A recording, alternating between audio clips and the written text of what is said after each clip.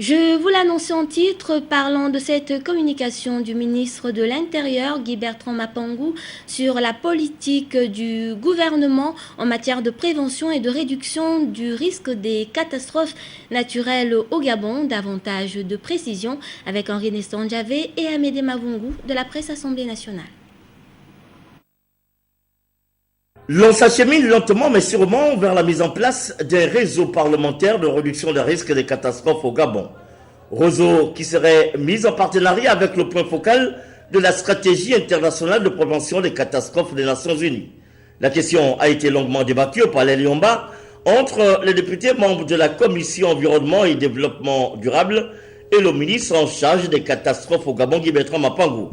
Il s'agit d'une structure impliquant la participation des parlementaires dans le processus de la réduction des risques de catastrophes par l'adoption d'un cadre législatif nécessaire permettant in fine de doter ce secteur de moyens financiers adéquats pour faire aboutir les projets relatifs. Face aux honorables députés, le membre du gouvernement s'est longuement apaisanti sur la gestion des catastrophes au Gabon, notamment par la mise en place d'un fonds. Ce fonds de secours existe, il est au Trésor, il est de 2,5 milliards. Mais vu l'étendue des catastrophes et des prises en charge et la confusion qui règne dans l'objet même du fonds, il n'est pas à douter que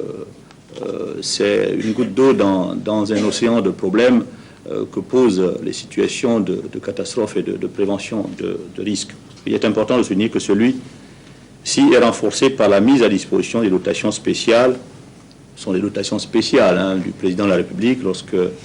la catastrophe est suffisamment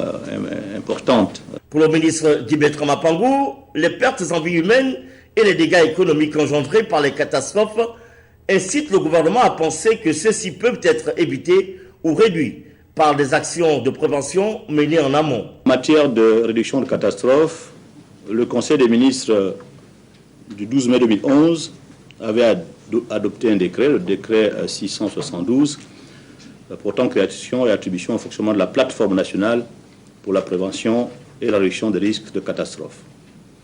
C'est un véritable moteur de la prévention et la réduction des risques de catastrophes au niveau national,